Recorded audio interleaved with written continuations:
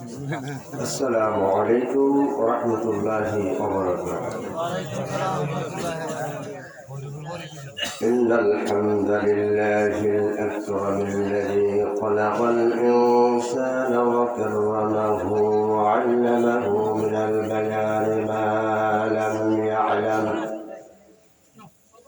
فسبحان الذي لا يحصى امتنانه باللسان ولا بالقلم، ونشهد أن لا إله إلا الله وحده لا شريك له، ونشهد أن سيدنا وحبيبنا ومولانا محمدا عبد الله ورسوله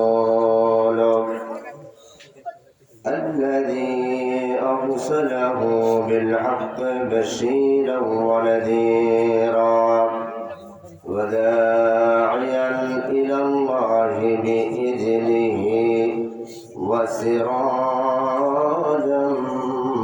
منيرا. فقد قال الله تعالى في كلامه المجيد والفرقانه الحميد: أعوذ بالله من الشيطان الرجيم، بسم الله الرحمن الرحيم. كنتم خير أمة أخرجت للناس. صدق الله العظيم وصدق رسوله النبي الحبيب الكريم في شان حبيبه ومحبوبه ومعشوقه: إن الله وملائكته يصلون على النبي يا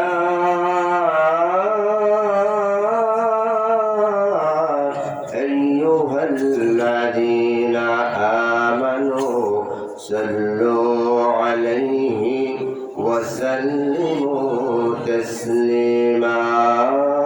اللهم صل مولانا محمد وعلى آل سيدنا مولانا محمد। আসলে রাত্র যত গভীর হয় আল্লাহ পাকের রহমত তত কাছে আসে, ঠিক না বেঠি? আপনারা ক্লান্ত হয়ে গেছেন, বাদ মাগরিব থেকে এ পর্যন্ত অনেক নসিহত হয়েছে, অনেক ওয়াজ হয়েছে। এখন এগুলো আমাদের আমলে দেওয়া হলো সবচেয়ে বড় কাজ। আমি আপনাদেরকে বেশি কষ্ট দেব না, সংক্ষিপ্ত আকারে দিকটি কথা বলে আমি ইনশাল্লাহ মোনাজাতের দিকে চলে যাবো ইনশাআল্লাহ আজিজ। আমরা একটু জবানটা খুলে রসুলের রওজা মুবারকে আসুন আমরা সালাম সালাম পৌঁছে দিই। আল্লাহুম্মা সাল্লি আলা সাইয়্যিদিনা মাওলানা মুহাম্মদ ওয়া আলা আলি সাইয়্যিদিনা মাওলানা মুহাম্মদ। আমি কোরআনের সুর মাঝে শুনেছি যে নাম, আজানের সুর মাঝে শুনেছি ও নাম। আচ্ছা বলুন দেখি, আমরা কোরআনে কার নাম শুনি? আল্লাহ পাকের নাম শুনি, নবীজির নাম শুনি। আজানে কার নাম শুনি? আশহাদু আন্না মুহাম্মাদার রাসূলুল্লাহ। বেলাল হাবশি রওজা মুবারকে মসজিদে নববীতে আজান ফুকারছে। কি গোস আজান দিছে কিনা? বেলাল হাবশি আজান না দিলে ফজর হতো না, হইতো নাকি? বেলাল হাবশি আজান না দিলে ফজর হতো না। একদিন বেলাল হাবশীকে কিছু সাহাবীদের পরামর্শে বলা হলো, হুজুর বেলালকে মুয়াজ্জিন থেকে বাদ দিয়ে অন্য একজন সাহাবীকে নিযুক্ত করেন। কি করেন? অন্য সাহাবীকে নিযুক্ত করেন। আল্লাহ নবীজি বেলালকে বাদ দিয়ে অন্য সাহাবা নিযুক্ত করলেন, কিন্তু ফজরের আজান হলো, কিন্তু জামাত অনুষ্ঠিত হয় না, ফজর হয় না।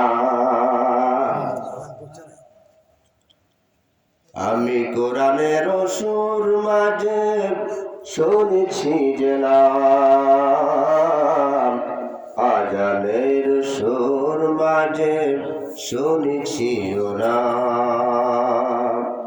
ও নাম আমার, ও নাম শুনেছি আমি আমার হৃদয়। হে রাসূল নবীজি তোমায়, হে রাসূল নবীজি তোমায়। ওই নাম লেখা আছে আরশের বুকে, লেখা আছে কিনা?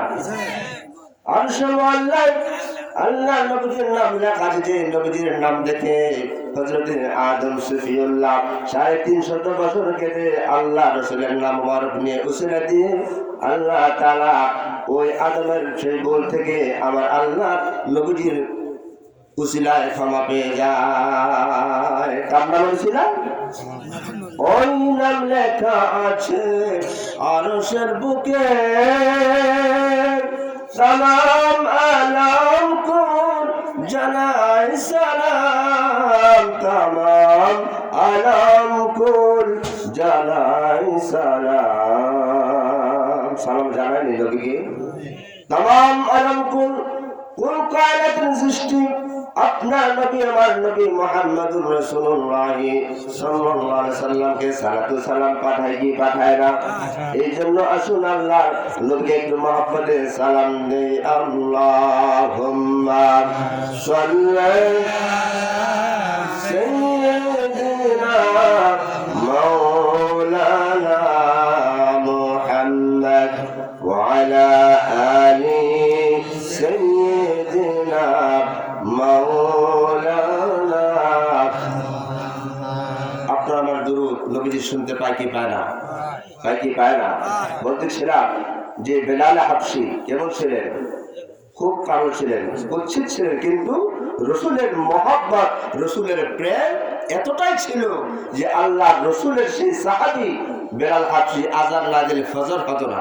সংক্ষিপ্ত একটু বলি তো, আল্লাহ রসুল এই কিছু সাহাবীর পরামর্শে তাকে কিছুদিন মুয়াজ্জিন থেকে বাদ করা হলো। বেলাল হাবশী যখন বাদ করা হলো, ওই দিন থেকে তার কান্না বুক ভেসে যায়, চোখের পানি শেষ হয়ে যায় কাঁদতে কাঁদতে। কি বলে? ওগো আল্লাহ, জানি না কি ভুল করেছি, কি অপরাধ করেছি, কি অন্যায় করেছি, আজকে আমাকে এই মসজিদে নববীর আযান থেকে আমাকে মাহরুম করা হয়েছে। না জানি কোন ভুল করেছি, কোন অন্যায় করেছি, কিন্তু বেলালে হাবশী কান্দে আর কান্দে। ওই দিন বেলালে হাবশী ছাড়া অন্য মুয়াজ্জিন আযান দিয়েছে। কে আযান দিছে? অন্য একটা সাহাবী আযান দিছে। আযান দেওয়ার পর মসজিদের নববীতে জামাত হয় না, সময়ও আর যায় না। কি হয় না? জিবরাইল আমিন, ফজর হয় না, সময় হয় না। কে বন্ধ করেছে? কে বন্ধ করছে? আমার আল্লাহ তাআলা জিবরাইলকে পাঠায়, জিবরাইল তুমি দৌড়ায় যাও আমার নবীর কাছে, আমার বন্ধুর কাছে, যে বলো আজকে মসজিদের নববীতে কি ফজরের আযান হয় না। যা বলো যে মসজিদের নববীতে আজকে কি ফজরের আযান হয় না। জিবরাইল আমিন আসলেন, নবীকে বলে, ইয়া রাসূলুল্লাহ, আল্লাহ পাক আমাকে পাঠিয়েছেন, তিনি বলছেন যে আজকে মসজিদে নববীতে ফজর আযান কি হয় না। নবীজি বলেন, ও জিবরাইল, আযান হয়েছে, নামাজের জন্য অপেক্ষা করতেছি।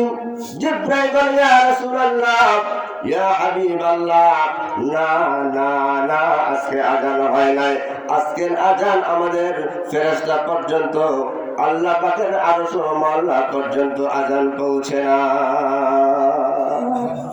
কি পৌঁছে না? জিবরাইল বলতেছে আজকে আজান আল্লাহ পাকের আরশ মহল্লা পর্যন্ত, যে আজান শুনে আমরা ফেরেশতা বাইতুল মামুরে নামাজ আদায় করি, আজকে বেলালের আজান হয় না, সুতরাং আজকে আমাদের ফজরের সময়ও হয় না। সুবহানাল্লাহ, জোরে বলেন সুবহানাল্লাহ। কেমন আশিক ছিলেন, কেমন পাগল ছিলেন আমার নবীর জন্য বেলাল হাবশী। সুতরাং আশিক হইতে হইলে সুন্দর লাগে না, কালো হইলেও যদি মনটা রাসূলের জন্য পাগল হয়ে যায়, তারপর আল্লাহ রাসূলের আশিক হওয়া যাবে। সুবহানাল্লাহ। নবীজিকে বলল, হুজুর আজান হয় নাই। আজকে বেলাল যতক্ষণ পর্যন্ত মসজিদে নববীতে আজান না দিবে ততক্ষণ পর্যন্ত ফজরের সময় হবে না। সুবহানাল্লাহ বলতেন না? কি বললেন? যে যতক্ষণ পর্যন্ত বেলাল হাবশী আজান না দিবে মসজিদে নববীতে ততক্ষণ পর্যন্ত আজকে ফজর হবে না, জামাত হবে না। সুতরাং আল্লাহ বলছেন, জিবরাইল বলতেছে, ইয়া রাসূলুল্লাহ, ইয়া হাবিবাল্লাহ, বেলাল হাবশী আজান না দেয়, বেলাল যদি আজান না ফোকায়, আজকে সূর্যোদয় হবে না, ফজরের সময় হবে না। সুতরাং আপনি তাড়াতাড়ি বেলালকে আজান দেওয়ার জন্য আসে, আজান শুনে মসজিদে নববীতে জামাত হবে, আমরা বাইতুল মামুরে জামাত করব। তাইলে বোঝা গেল বেলাল হাবশীর আজান ছাড়া ফজর হয় না, ওয়াক্ত হয় না, সময় হয় না, সূর্যোদয়ও হবে না।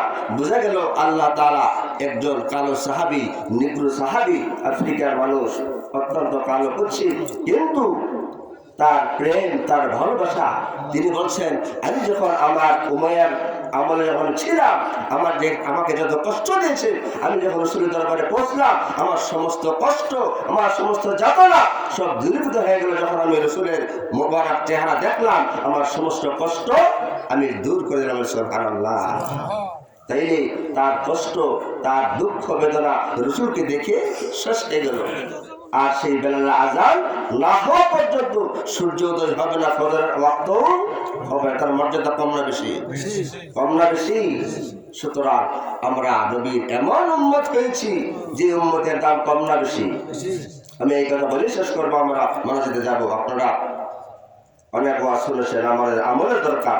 বলতেছিলাম যে আমরা যেই নবীর উম্মত হয়েছি, ওই নবীর দাম কম না বেশি? কম না বেশি? কেমন বেশি? যেই বেশি, যেই দাম মাওলানা হাবিবুর রহমান সোহেল বলেছে যে রাসূলকে মেরাজে নিয়েছেন কিনা, বিস্তারিত আপনারা আলোচনা শুনেছেন, যেখানে আল্লাহ রাসূলের মর্যাদা, যা শান ও মানের কোনো কমতি ছিল না। আল্লাহ নবীজির মর্যাদা কেমন ছিল, দাম কেমন ছিল, প্রত্যেকটা নবী আপনারা বলেছেন, সোহেল বলেছেন যে আল্লাহর নবীজি উপর কোরআন নাযিল হয়েছে এবং অন্যান্য নবীর উপরও কিতাব নাযিল হয়েছে। হয়েছে কিনা? আমার নবী মুসা কালিমুল্লাহ কিতাব পাওয়ার জন্য কোহে তুরে গিয়েছেন। কোথায় গিয়েছেন? ৭০,০০০ নদীর পাতারে কাজত করলো, পাহাড় জ্বলে সুরমা হয়ে গেল, নবী মুসা বেহুশ হয়ে পড়ে যায়।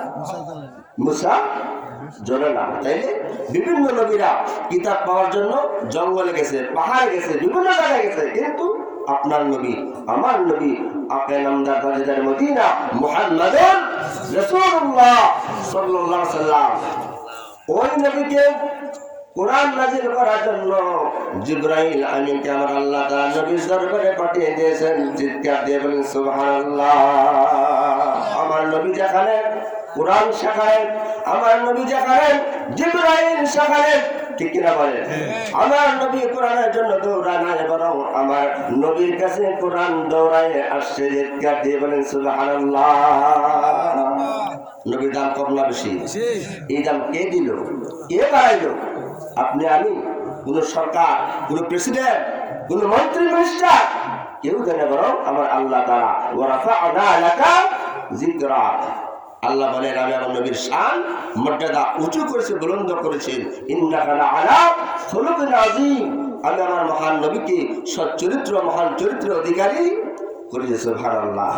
তাইলে বলতেছিলাম যে আপনার নবীর দাম যেমন বেশি, তার উম্মতের দাম তত বেশি। কি জন্য? নবীর দাম বেশি, নবীর উম্মত হয়েছে, সেই জন্য আমাদের নাম বেশি। কেমন বেশি এটা একটু বলে আমি শেষ করতে চাই, 5 মিনিট লাগবে একটা কথা বলতে। সেটা হলো ঈসা রুহুল্লাহ। কোন নবী? ঈসা পয়গম্বর, আল্লাহ নবী। তিনি একদিন একটা নদীর পাড় দিয়ে হাঁটতেছেন। কি দিয়ে? নদীর পাড় দিয়ে হাঁটতেছেন। এমন সময় দেখলেন যে একটা পাথর থেকে একটা কান্নার আওয়াজ আসতেছে। কিসের আওয়াজ? কান্নার আওয়াজ। ঈসা পয়গম্বর, ঈসা নবী দেখলেন পাহাড়ের পাথরের ভিতর থেকে কান্নার আওয়াজ। তিনি হাতে লাঠি দিয়ে পাথরকে আঘাত করলেন। পাথরকে আঘাত করার পর একজন মস্ত বড় একটা মানুষ বের হয়ে গেল। কি বের হলো? মানুষ জিকির করতেছে, আল্লাহ আল্লাহ আল্লাহ আল্লাহ আল্লাহ আল্লাহ আল্লাহ আল্লাহ আল্লাহ। কহিলে নীরা লাই গো নবী, পাইলে নীরা লাই তোমায়, পাইলে নীরা লাই গো নবী, পাইলে নীরা লাই। আমি দুই কদমে চুমু খাবো, দুই কদমে চুমু খাবো, চরণ ধুলি মাখবো গায়। পাইলে নীরা লাই গো নবী, পাইলে নীরা লাই তোমায়, পাইলে নীরা লাই গো নবী, পাইলে নীরা লাই। আল্লাহ আল্লাহ আল্লাহ আল্লাহ আল্লাহ আল্লাহ আল্লাহ আল্লাহ আল্লাহ আল্লাহ আল্লাহ। পাইলে নীরা লাই গো নবী, পাইলে নীরা লাই তোমায়, পাইলে নীরা লাই গো নবী, পাইলে। আল্লাহুম্মা সাল্লি ওয়া সাল্লিম ওয়া বারিক আলাইহি। ওমিয়া আখির জামানের উম্মতের কেমন মর্যাদা, কেমন দাম, এটা বলার জন্য এই কথাটা বলতেছি। তিনি যখন আঘাত করলেন, সেখান থেকে একটা মানুষ বের হলো। তিনি আল্লাহ পাকে জিকির করতেছে। ঈসা পয়গম্বর, আমার ঈসা নবী, যিনাকে আল্লাহ তাআলা পিতা ছাড়া মায়ের গর্ভ থেকে সৃষ্টি করেছেন, ঠিক না বেঠিক? যার পিতা নাই, মার নাম কি? হযরতে মরিয়ম আলাইহিস সালাতু ওয়াস সালাম। আল্লাহ পাক মরিয়মের গর্ভের মধ্যে আল্লাহ তাআলা একটা হুকুম ফুৎকার দিলেন। আল্লাহ পাকের কুদরতে ঈসা রুহুল্লাহ তৈরি হয়ে যায়। তাহলে আল্লাহ বাপ ছাড়া, আবার বাবা মা ছাড়াও আদম সিফুল্লাহকে তৈরি করছেন, করছেন না? আল্লাহ পারে কি পারে না? ক্ষমতা আসেনি? তাইলে বলতেছে, হে মানব। তিনি তাকে দেখে, মুসা ঈসাকে দেখে বললেন, আসসালামু আলাইকুম। হে পয়গম্বর ঈসা, আপনি এখানে কেমনে? যে আমি হাঁটতেছি, দেখলাম যে এখান থেকে কান্নার আওয়াজ আসতেছে, সুতরাং আঘাত করলাম, তোমাকে দেখলাম। আমার প্রশ্ন, যদি তুমি পাথরের মধ্যে তুমি কেমনে বসবাস করতেছো? তুমি কেমনে অক্সিজেন নাও, শ্বাস প্রশ্বাস কেমনে নাও? আর তুমি বিবা খাই কে দেখো? সুবহানাল্লাহ। ঈসা নবী আল্লাহ পাকের আবেদকে বলে, ও আবেদ, আমি জানতে চাই তুমি এই পাথরের মধ্যে কত বছর যাবত ইবাদত বন্দেগীতে লিপ্ত রয়েছ? আল্লাহ আবেদ বলেন, ও ঈসা পয়গম্বর, আমি একদিন নয়, 2 দিন নয়, 100 দিন নয়, 200 দিন নয়, এবং আমি 300 বছর ধরে আল্লাহ পাকের ইবাদত করতেছি। কত বছর? 300 বছর। আল্লাহ নবীর উম্মতের কত দাম বলার জন্য কথাটা বলতেছি। 300 বছর ইবাদত করছে। তিনি বলেন, আমি যখন ইবাদত করতে করতে করতে করতে একটা হালাত তৈরি হয়, তখন আল্লাহ বলে, ও আল্লাহ আবেদ, আল্লাহর গোলাম, আল্লাহ পাকের গোলাম, তুমি মনে করো না তুমি 300 বছর ইবাদত করে আল্লাহ পাকের বড় ওলি হয়ে গেছো? তুমি মনে করো না 300 বছর ইবাদত করে আল্লাহ পাকের বড় বুজুর্গ হয়ে গেছো? এটা মনে করার কোনো কারণ নাই। ঈসা পয়গম্বর বলেন, ও আল্লাহ পাকের আবেদ, আল্লাহ পাকের গোলাম, জানতে চাই তুমি পাথরের মধ্যে কেমনে অক্সিজেন গ্রহণ করো? কি অক্সিজেন? যারা আইসিইউ থাকে, তারা বুঝতে পারে যে 2 দিন 3 দিন আইসিইউ থাকার পর অক্সিজেনের বিল কত আসে, তখন বোঝা যায় যে আল্লাহ পাকের যে নিয়ামত বক্ষণ করতেছি সারা জীবন 60 বছর 100 বছর জিন্দিগির অক্সিজেন যদি আমরা বিল দেই, তাইলে সারা জীবনের জমা জমি টাকা পয়সা খরচ করেও বিল শেষ হবে না। 2 দিন 3 দিনের বিল কত আসে? 40,000 50,000 টাকা বিল আসে, অক্সিজেনের বিল আসে কিনা? আসে কিনা? এক বান্দা বিলের কথা শুনে সে কাঁদতেছে, ডাক্তার বলে আপনার বিল দেওয়া লাগবে না, তাও আপনার কান্দেন না। ডাক্তার আমি কান্দি বিল দেওয়ার জন্য নয়, বিল দেবেন সেজন্য আমি কান্দি না, আমি কান্দি আমার আল্লাহ আমাকে আজকে 3 দিন যাবত আইসিইউতে রয়েছি, আমার বিল হয়েছে 30,000 টাকা। আমি কান্দি এই জন্য আমার আল্লাহ তাআলা আমাকে 60 বছর হায়াত দিয়েছেন, আমি 60 বছরে কত বিলিয়ন বিলিয়ন অক্সিজেন গ্রহণ করেছি, কিন্তু আমার আল্লাহ আমার কাছে একটা পয়সাও বিল চায় না। চাইছে? চাইলে খেতে 12 লাখ টাকা খেত কয়দিনে ব্যস্ত হইব? শেষ করলে কি বিল দেওয়া শেষ হইব? আল্লাহ পাকের বাতাস গ্রহণ করতেছি, আল্লাহ বিল চাইলে খেত বেচে শেষ করে দেওয়া বিল দিয়া শেষ করা যাবে না। কারেন্ট ব্যবহার করে মাসে 500 700 800 1200 1000 2000 বিল দেওয়া লাগে কিনা? কি ব্যবহার করি বলতেছিলাম, তুমি অক্সিজেন গ্রহণ করো করতে গিয়ে বলে যে আচ্ছা একটা প্রশ্নের জবাব দিলে আপনার এই উত্তর আপনি পেয়ে যাবেন। আপনি যে মায়ের পেটে ছিলেন, আপনি কেমন অক্সিজেন নিচ্ছেন? আপনাকে কে বাঁচিয়েছে? যে মায়ের পেটে কোনো ডাক্তার কোনো ছিদ্র করে অক্সিজেন দেয় নাই, কোনো ইঞ্জিনিয়ার মায়ের পেটে অক্সিজেন দেয় না, কে দিছে? আল্লাহ দিছে কিনা? বাঁচাইছে কিনা? তো বুঝছি আল্লাহ তোমাকে বাঁচালে। এবার বলো তুমি কেমনে খাবার খাইছো, আল্লাহ তোমাকে কি খাওয়াইছে? আল্লাহ পাকের আদেশ বলেন, ঈসা নবী আমি তোমার একটা প্রশ্ন করব, প্রশ্নের জবাব দিলে তোমার প্রশ্নের উত্তর পেয়ে যাবা। সেটা হলো তুমি যখন মায়ের পেটে 10 মাস 10 দিন ছিলা, তুমি কি খেয়েছো? তোমাকে কি খেয়ে আল্লাহ পাক বাঁচিয়েছে?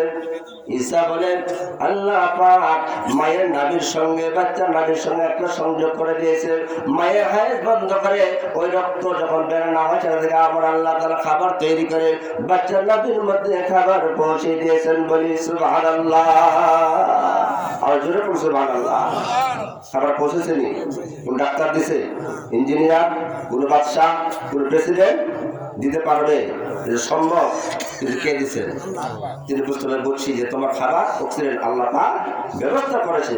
এবার তিনি বলতেছেন যে আমি মনে করি তোমার চাইতে সবচাইতে বড় ওলি আর দরবেশ এই পৃথিবীর বুকে আর কেউ না, তুমি সবচাইতে আল্লাহওয়ালা এবং বুজুর্গ মানুষ। আল্লাহ পাক এরকম দেখে বলেন, ও ঈসা নবী আমি এই কথা মানতে পারি না, এই কথা আমি রাজি হতে পারি না। আমি যখন ইবাদত করতে করতে যখন হালতে পৌঁছে যাই, কে যেন আমাকে ডেকে বলে, ও আমার আল্লাহ পাকের আবেদ, তুমি 300 বছর ইবাদত করেছো, তুমি মনে করো না তুমি আল্লাহ পাকের বড় আবেদ হয়ে গেছো, কিন্তু তুমি মনে করো তোমার নবী ঈসার পরে এমন এক নবীর উম্মত দুনিয়াতে আসবে, ওই নবীর উম্মত যারা হবে তারা এক রাত্রে ইবাদত করলে 1000 মাসের চাইতে বেশি সওয়াব লেখা হবে। সুবহানাল্লাহ। দাম কার বেশি, ঈসা নবীর উম্মতের নাকি আখির জামানার উম্মতের? সেটা বোঝানোর জন্য বলতেছি। তিনি বললেন, তাকে বলা হলো যে তুমি এত চিন্তা করো না, 300 বছর ইবাদত করছো, বুজুর্গ হয়েছো, আল্লাহর ওলি হয়েছো, তোমার পরে এমন এক নবীর উম্মত আসবে যারা নাকি এক রাত্র ইবাদত করবে, তার আমল নামায় 1000 রাত। যে আমার কথা, কোন মুর্শিদের কথা, কোন প্রধানমন্ত্রীর কথা, কার কথা? আমার আল্লাহ বলেছেন, লাইলাতুল কদরি খায়রুম মিন আলফি শাহর। সুবহানাল্লাহ।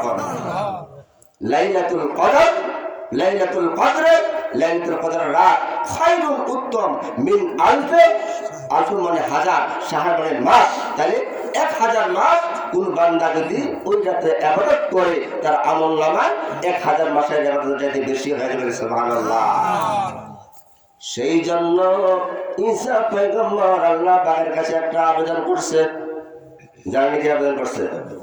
তিনি বলেন, আল্লাহ আমাকে তুমি নবী করেছো গুনাহ করতে না, কিন্তু আপনি তওরাত জবর কিতাব ইনজিল আমি দেখেছি আখির জামানার নবীর উম্মতের এত দাম, এত মর্যাদা, এত সম্মান আর কোন নবীর উম্মতকে আমি এত মর্যাদা দেখতে পাই না। সুতরাং তোমার কাছে আমার একটা আবেদন, তুমি আমাকে আখির জামানার উম্মত না বানাইয়া, উম্মত করে দুনিয়াতে না পাঠাইয়া আমাকে তুমি মাইরো না, আমাকে তুমি কবরে নিও না। দোয়া কবুল হয়েছে? তিনি কি মারা গেছেন নাকি? আল্লাহ তাআলা থেকে আসমান উঠে রেখেছেন, কিয়ামতের আগে ইমাম মাহদী আসবে, ঈসা রুহুল্লাহ আসবে, আবার একটা ইসলামী রাষ্ট্র কায়েম হবে, ইসলাম জারি হবে, তারপর রাজত্ব করার পর কিয়ামত হবে, হবে কিনা? তারপর তিনি বলতেছেন, সুতরাং আমার এই ইবাদত এটার কোনো মূল্যই নাই, এটার কোনো দাম নাই। শুধু তাই নয়, আল্লাহ আরেক বলেন, ও নবী তুমি শুনে রাখো, তুমি জেনে রাখো, আমি যখন ইবাদত করতে করতে একটা হালতে পৌঁছে যাই, তখন আমাকে কে যেন ডেকে বলে, তুমি আর বড় ওলি হও নাই, তুমি আবেদ হও নাই, তোমার পরে এমন একজন জাতি আসবে, এমন নবীর উম্মত আসবে যারা দুনিয়াতে একবার সুবহানাল্লাহ বলবে, একবার আলহামদুলিল্লাহ বলবে, একবার আল্লাহু আকবার বলবে, তার আমলনামায় জমিন থেকে আসমান পর্যন্ত যতটুকু খালি জায়গা রয়েছে ততটুকু খালি জায়গায় আমলে ভরপুর হয়ে যাবে। কি হয়ে যাবে? আমলটা খুব দূর, খুব বেশি। সুবহানাল্লাহ কইতে খুব কষ্ট লাগে। একবার সুবহানাল্লাহ বললে ইনশাআল্লাহ শেষ করে দিব, দোয়া হয়ে যাবে। আপনাদের কষ্ট দিচ্ছি, দোয়া হয়ে যাবে। একবার সুবহানাল্লাহ বললে কি হবে? জমিন থেকে আসলে যতটুকু খালি জায়গা রয়েছে ততটুকু খালি জায়গা ভরপুর হয়ে যাবে। তাইলে একবার সুবহানাল্লাহ বললে, এই যে আপনারা বললেন, এদিকে লস হয়েছে না লাভ হয়েছে? কত লাভ হয়েছে। কিয়ামতের ময়দানে দেখবেন যে এত আমল কোত্থেকে আসলো। যে বান্দা কদমতলী গ্রামের একটা মাহফিলে বসেছিলাম, গভীর রজনী, কনকনে শীত, কষ্ট করে অগমা করে বসছ, সেই রাতের যে সুবহানাল্লাহ গুলা, আলহামদুলিল্লাহ তোমরা বলেছিল, সেই আমল গুলা তোমার আজকে পাহাড় পরিমাণ সমান হয়েছে বলে সুবহানাল্লাহ। সেই জন্য আখিরি জামানার উম্মতের যেমন দাম, আল্লাহ নবীর দাম কম না বেশি? সেই জন্য আমার আল্লাহ তাআলা বান্দা আমাদেরকে সৃষ্টি করেছেন, আমাদের জন্য নবী দিয়েছেন, আখিরি জামানার পয়গম্বর, যে নবীর উম্মত হয়েছি, সেই জন্য আমাদের কপাল ভালো না খারাপ? কিন্তু সত্য হইল, দুঃখের বিষয় যে আজকে আমরা আখিরি জামানার উম্মত হওয়ার পরও আমাদের দুর্ভাগ্য যে আমরা আল্লাহ পাকের হুকুম, নবীর ইত্তেবা না করে আমরা কবরে রওনা হয়েছি। হয়েছি কিনা? আমল আছে কিনা? যে আমল করেছি, যে আমল করেছি, আমল দ্বারা আল্লাহ পাকের দরবারে জান্নাত পাওয়া খুব কঠিন হয়ে যাবে। আল্লাহুম্মা সাল্লি সাইয়্যিদিনা মাওলানা মুহাম্মদ ওয়া আলা আলি সাইয়্যিদিনা মাওলানা আল্লাহুম্মা সাল্লি ওয়া সাল্লিম ওয়া বারিক আলাইহি। আমি দীর্ঘতে করব না, রাত 12টা বেজে গেছে, শীতের রাত, সারা রাত ওয়াজ করলাম, ফজর করতে পারলাম না, এই ওয়াজ জায়েজ নাই। সুতরাং আমাদেরকে আল্লাহ পাকের হুকুম আগে মানার জন্য প্রস্তুতি নিতে হবে।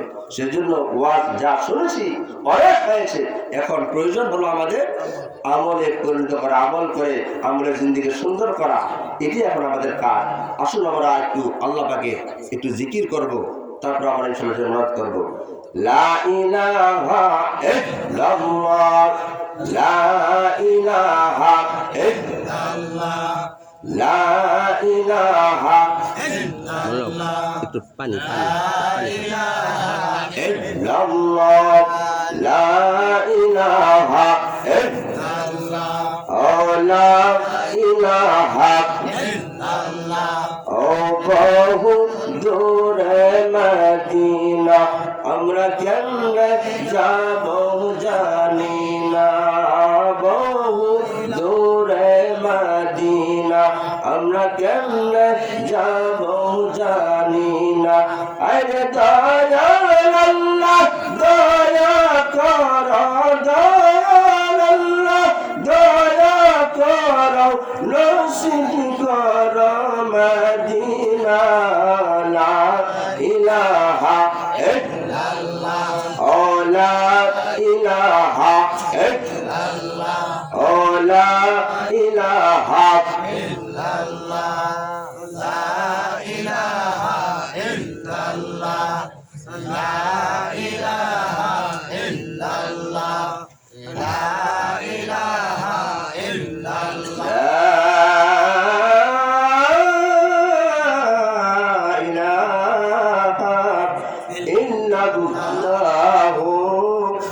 মুহাম্মাদুর রাসূলুল্লাহ সাল্লাল্লাহু আলাইহি ওয়াসাল্লাম। আল্লাহ আল্লাহ আল্লাহ আল্লাহ আল্লাহ আল্লাহ আল্লাহ আল্লাহ আল্লাহ আল্লাহ আল্লাহ আল্লাহ আল্লাহ আল্লাহ মাশাআল্লাহ।